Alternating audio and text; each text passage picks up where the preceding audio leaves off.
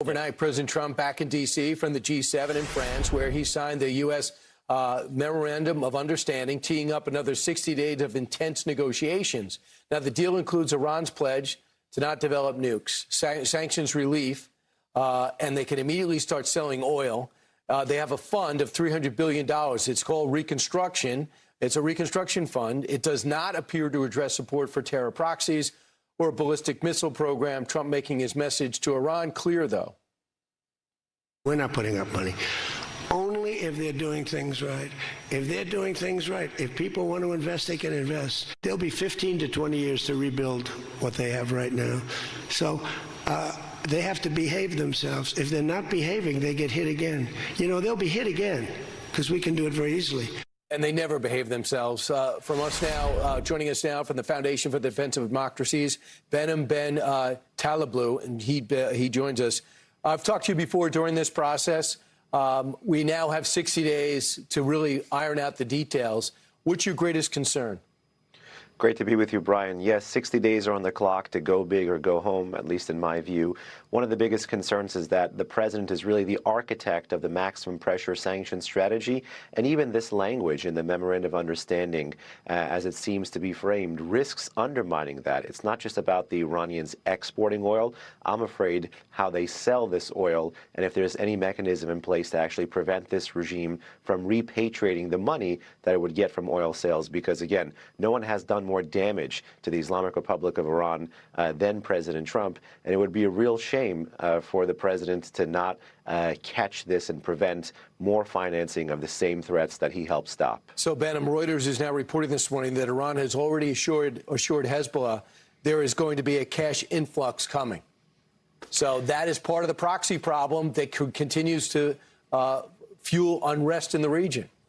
It is part of the proxy problem. Again, just about a couple of weeks ago, the Islamic Republic on a Sunday fired ballistic missiles at Israel for the first time ever to defend Hezbollah. So despite the regime losing more military capability thanks to Prime Minister Netanyahu and President Trump's strikes against this regime's military-industrial base, the regime has been growing bolder. And a sign that it's been growing bolder is actually still willing to keep Hezbollah afloat with cash, with weapons, with material and political support. So U.S. foreign policy in the region on the back end of this, come whatever after 60 days, is still going to be quite hard to deal with. I know the Secretary of War, just speaking to a pool camera, came out and said that they are going to have a strong approach in verifying everything is performance-based.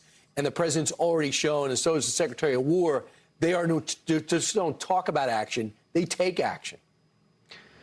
That's right. The Secretary of War really and the Chief of CENTCOM have really shown the capability of U.S. service persons to take action, to function as a strong deterrent against the Islamic Republic. But this, as you know, is an ideological adversary, and it's an ideological adversary that's playing to the edge. So we need everything that we can get in the region against them. And one other reason I'm worried about this agreement is that it actually talks about the departure of U.S. forces in the region. We need more, not less, to make sure that we can hold these guys' feet to the fire and enforce and verify whatever the president gets after 60 days. I mean, we'll go scale back a little bit because you can only be ready for so long, but they're still going to have a massive presence. So here's a quote that I think is pretty important.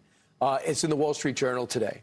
It says this: the regime in Iran has never shown in over 47 years that it wants to build a normal country or join the international community. At every turn, it has banked U.S. relief and concessions and used them to promote terrorism and spread its Shiite revolution.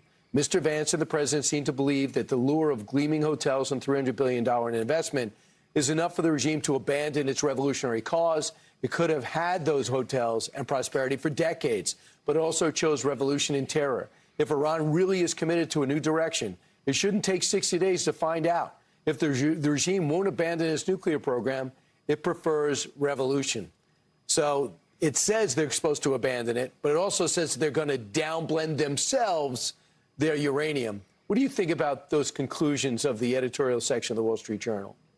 I think the editorial board hit this crisis spot on. You know, this is nothing new. The Islamic Republic of Iran has frustrated many American presidents because they've created this mirage of moderation, and no one fell for that mirage of moderation like the previous Democratic administrations, like the Biden administration and the Obama administration, which the president, when he was a candidate, rightly critiqued. And that's precisely why him as the architect of the pressure against this regime and having done so much damage, really politically, personally, and even strategically, has a lot to gain and a lot to lose from making sure that he can call a spade and know that, you know, this tiger is not looking like it's going to be changing his stripes. Right. I think it all changes after November 5th. If you got a stabilized world economy, and then after the midterms, I think things will change because Iran is great at never living up to anything they say.